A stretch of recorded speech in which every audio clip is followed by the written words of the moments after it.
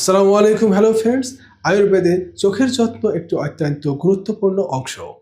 কারণ চোখকে জ্ঞানেন্দ্রর রাজা বলা হয়।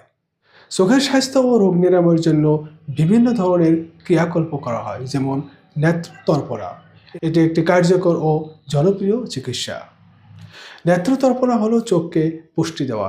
এটি একটি বাহ্যিক স্নেহানা চিকিৎসা, যেখানে উষ্ণ ঔষধি ঘৃতা, বিশেষ করে ত্রিফলা ঘৃতা সরাসরি চোখের উপর প্রয়োগ করা হয়।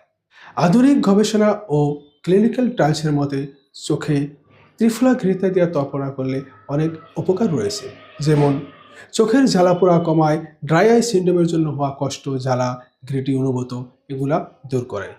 আর দীর্ঘক্ষণ কম্পিউটার সামনে বসে থাকা আর নতুবা মোবাইল দেখার জন্য ক্লান্তি ও স্ট্রেস কমায়। এটাই চোখের পেশি ও টিস্যুকে পুষ্টি দিয়ে চোখের দৃষ্টিকে উন্নত করতে সাহায্য করে। তাই আসুন, তর্পণা কিভাবে করতে হয় আমরা ভালো করে জানি। প্রথমে রুগীটা চিৎ করে শোয়ান, মুখটা উপরের দিকে দিয়ে।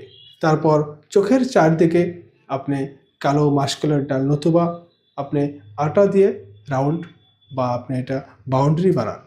আর সেখানে আপনি ত্রিফলা ঘৃতা গরম করে আপনি ঢেলে দিন। আপনি এটা 10 মিনিট রাখুন, আর আপনি মাঝে মাঝে চোখটা ব্লিঙ্কিং করুন।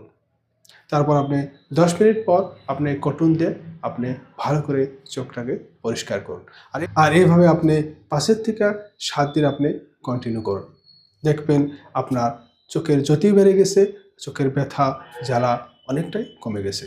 তবে আপনার যদি চোখে সংক্রমণ নতুবা অস্ত্রোপচার, অ্যালার্জি নতুবা কোনো গুরুতর সমস্যা থাকে, তাহলে অবশ্যই একজন ডাক্তারের পরামর্শ নেবেন।